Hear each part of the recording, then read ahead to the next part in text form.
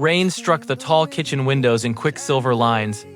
The garden blurred beyond the glass. Elias stepped through the door first, water running down his shoulders and along the line of his ribs. Gravel clung to the soles of his boots. Duncan stood near the counter with a towel already in his hand. Elias reached for his shirt and drew it slowly over damp skin. The fabric caught briefly at his waist before settling back into place. Duncan did not look away. This is Men Being Too Intimate, Season 3. Between the windows. Morning light settled across the courtyard before the gates opened. The stone held the cool from the night. Scaffolding stood against the west wing, its metal lines clean against the pale wall. A ladder rested on its side near the fountain basin, where rainwater had gathered in a shallow film. Duncan crossed the length of the upper corridor with a folder tucked beneath his arm. His steps were measured, the boards steady under his weight. He paused at the tall window that faced the drive.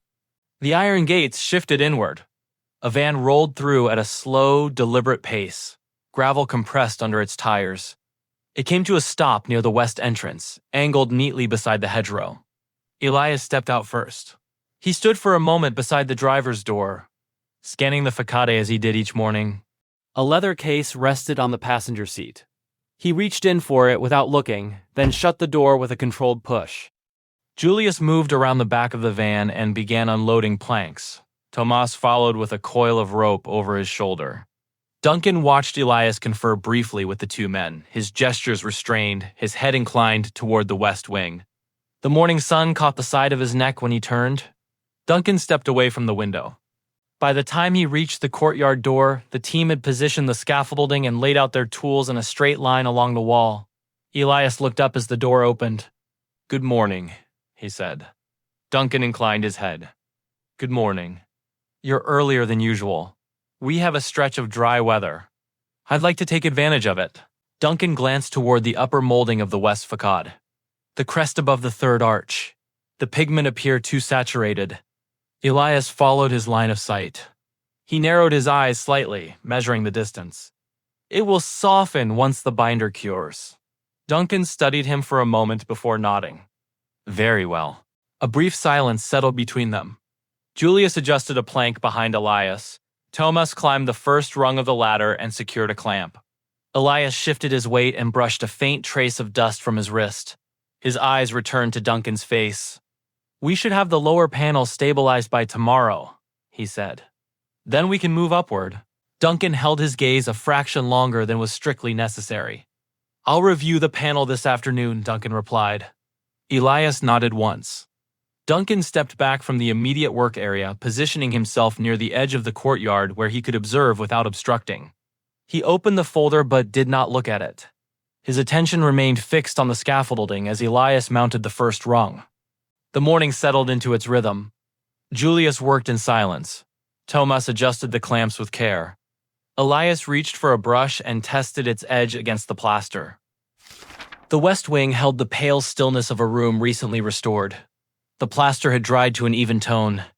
The ceiling panels no longer carried cracks along their edges. Light moved across the walls without catching on damage. Duncan stood near the far window with a length of fabric draped over his arm. He lowered it against the frame and adjusted the fall, smoothing the edge with his palm. The curtain settled into place. He stepped back to assess the balance of the room. A side table near the wall sat slightly misaligned with the molding. He crossed the floor and nudged it into line. Outside, the rhythm of metal against metal carried faintly through the glass. A short burst of laughter rose from the courtyard. Duncan paused with his hand resting against the wall. He remained still for a moment before turning toward the window. The scaffolding cast thin shadows across the stone. Julius stood near the base, speaking up toward the platform. Elias leaned forward from above, one forearm resting on the rail. The sun had shifted higher. It struck the side of Elias's face and the exposed line of his throat. Duncan remained where he was. He did not move closer to the glass. Elias turned slightly, glancing toward the manor. Duncan's hand tightened against the molding. He held his position. After a moment, Elias returned to his work. Duncan stepped away from the window and crossed the room toward the far cabinet. He opened its door and ran his fingers along the interior shelf, checking for unevenness in the wood. A faint trace of dust clung to the corner. He wiped it clean with the edge of his handkerchief. Outside, the men resumed their steady movements against the wall. Inside, the room remained composed. By late morning, the sun had climbed high enough to press directly against the west wall. The courtyard no longer held its earlier coolness. The stone reflected heat upward in a thin shimmer. 3 men lowered the plank into position beneath the scaffold. The wood was dense and slow to maneuver. The plank settled with a dull impact against the metal frame. They repeated the motion twice more. When it was secured, the 3 men stepped back. Sweat gathered along Elias's temples and ran in narrow lines toward his jaw. He rolled his neck once as he straightened, then again working out the tension. The fabric at the back of his shirt clung to his shoulders. He reached up and pulled at the neckline, drawing the damp cotton away from his skin for a brief moment before letting it fall back into place. Tomas wiped his face with the hem of his shirt and then pulled it up and over his head. He left it there a moment, breathing before dragging it fully off and letting it hang loose from one hand. Julius loosened his own shirt at the neck, tugging the collar forward to let air pass through. Then he glanced toward the manor. The tall window caught the light. For a fraction of a second, he saw movement behind the glass. A figure withdrawing too quickly to be certain. Inside the west wing, Duncan had stepped back from the window as Julius's head tilted upward. He remained close enough to the frame that his reflection blended with the brightness outside. When he looked again, Julius was wiping his forehead with the back of his hand, as if nothing had passed between them. Julius did not look toward the window again. Instead, he said quietly, "Strange man." Tomas glanced up. "Who?" Julius shrugged.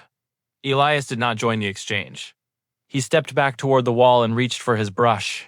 He paused before lifting it. His gaze rose toward the west wing window. The glass reflected only sky. Inside, Duncan stood pressed lightly against the inner wall beside the window frame. His palm rested flat against the cool surface.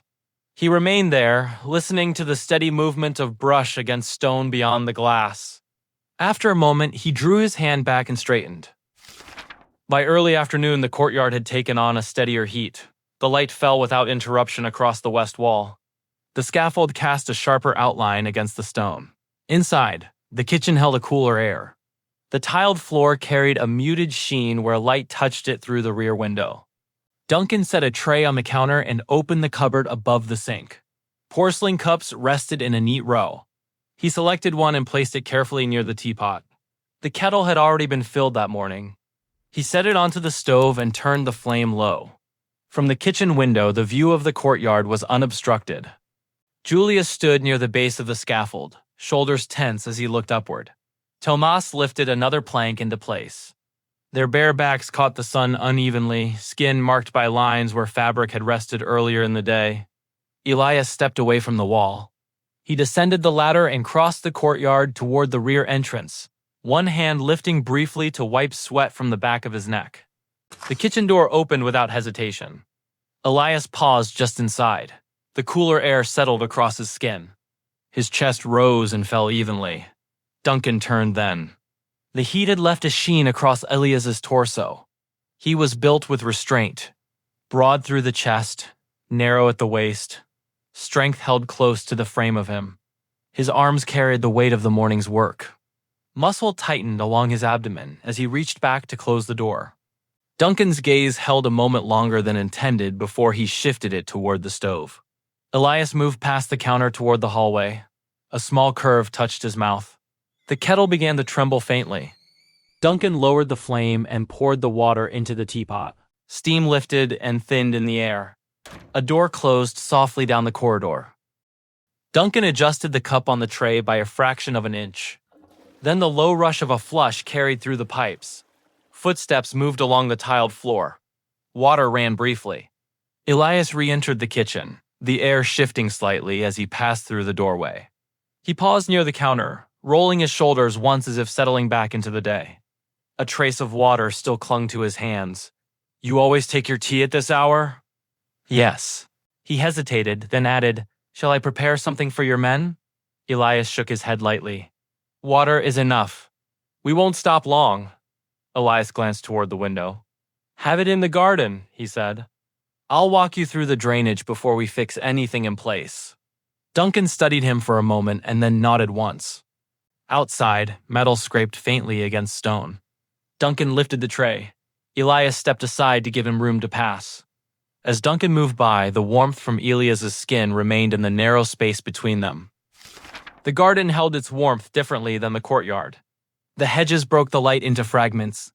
Gravel shifted underfoot in softer intervals. Duncan set the tray on the iron table and lowered himself onto the bench. The porcelain cup rested between his hands. Steam lifted and thinned in the filtered air. Elias entered through the narrow arch a moment later.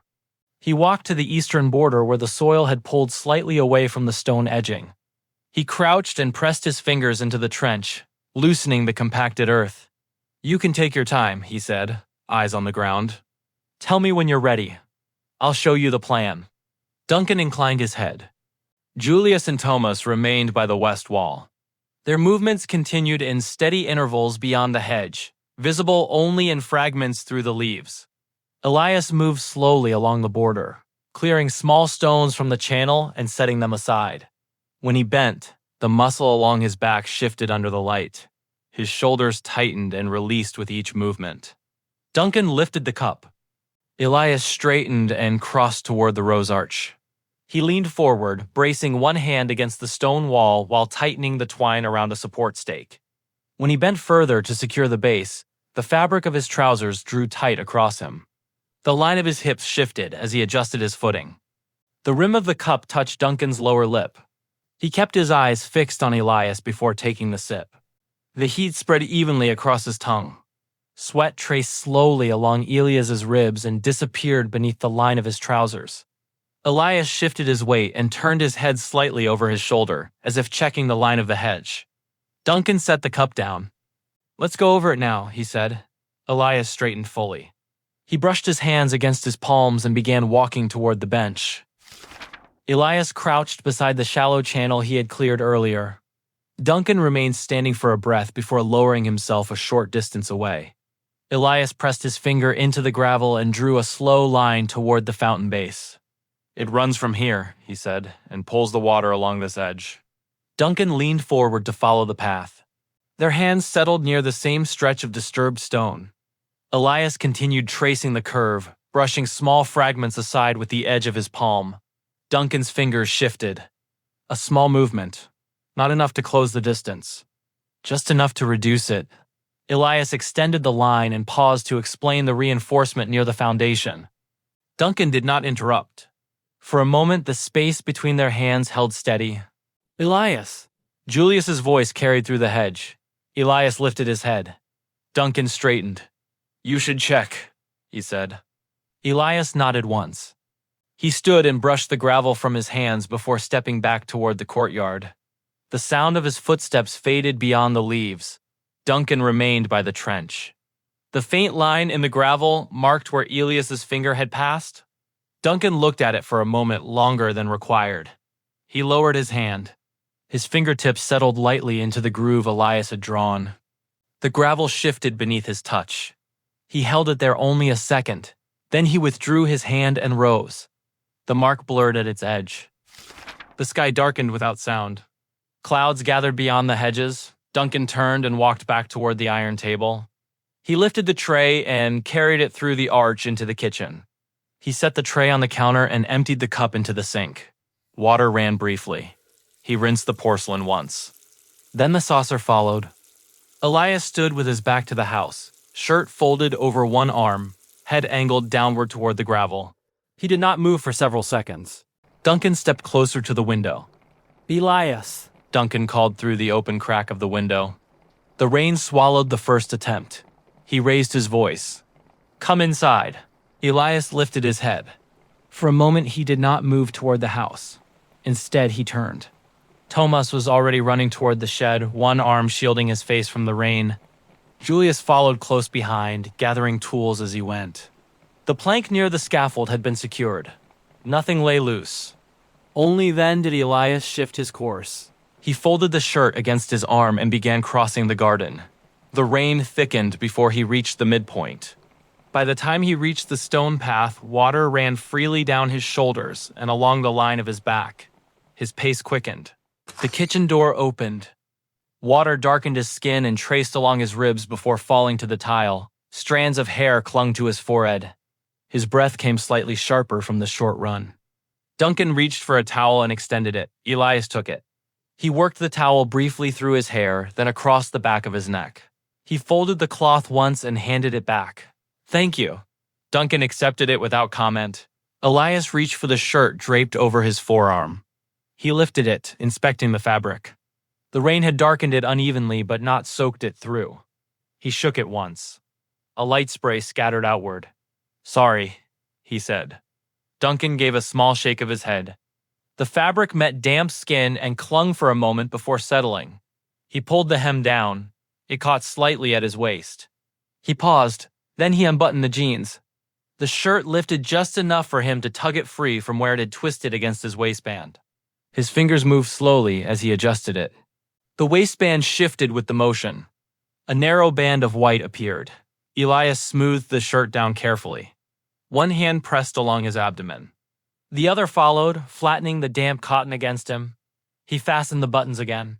Rain pressed hard against the pane. "Call it a day." "We'll look at the trench tomorrow," Duncan said. Elias nodded once. He stepped toward the doorway and called to the shed. Julius answered. Thomas followed. Elias turned back and extended his hand. Duncan took it. The grip held a fraction longer than required before releasing. Duncan reached toward the stand near the wall and lifted an umbrella. "You can take this." "I'm all right. I'll see you tomorrow." Elias moved into the courtyard. The rain darkened the shoulders of his shirt again almost immediately. Across the gravel, Julius and Thomas were already near the van. Duncan remained beneath the porch roof and watched until the van disappeared beyond the gates. The rain continued. The rain thinned by the time Elias turned into the narrow drive that led to his cottage. He had dropped Thomas and Julius by their houses along the way. He switched off the engine and remained seated for a moment, hands still resting on the wheel, listening to the quiet settle inside the van. The day had been longer than it needed to be. He replayed it without effort. When the gates had opened that morning and he stepped out first, he had felt it immediately. The weight from the upper corridor. He had not looked up then. There was no need. He had already learned the rhythm of that window. He knew where Duncan stood without needing to confirm it. The moment near the trench returned with greater clarity. He had drawn the line in the gravel knowing it would remain visible. The narrow strip of glass near the cupboard door reflected enough of the room to confirm what he suspected. The unbuttoning had not been careless. He had let the waistband show. He had watched through the reflection. Duncan's eyes had remained a moment longer than they should have before shifting away. That had been answer enough. Elias stepped out of the van then, rainwater dripping lightly from the branches overhead. He closed the door and stood beside the vehicle. The handshake had lingered. Not by accident. When he had refused the umbrella, it had not been pride. He locked the van and walked toward his front door. Tomorrow would come the same way. The gates would open. The window would hold. And nothing about it would be accidental. An INFJ builds distance through restraint, carefully measured. Silence kept long enough that nothing important is disturbed. For Duncan, watching has always felt safer than wanting. Observation becomes a way to protect what might otherwise change. An INFP moves through the world differently. Quiet awareness first. Feeling the shape of a moment before anyone else notices it. For Elias, attention is something he senses long before it is spoken. A gaze carries weight, and sometimes it deserves to be returned. In the house wrapped in ivy and rain, neither of them misunderstood what happened. Duncan kept his distance. Elias let the moment remain. An INFJ and an INFP. Different ways of standing inside the same silence. But sometimes two people can share the same window, and both know someone is looking back. This is Men Being Too Intimate, Season 3. Between the Windows. I wanted to open up more ways to stay connected with you. There are now 2 new corners. First, YouTube membership is open. Behind the closed door is a paid space with early access to stories before they're released. Second, there's now a no paywall space on Substack, a quieter corner for behind-the-scenes notes and additional stories. Finally, my short novel, Men Being Too Intimate series. The Rules of the Dance. The Boy Who Slept Against Me. Under the Eyes of Set and more are now available on Kindle Unlimited. You'll find the link in the description if you'd like to step in. Thank you.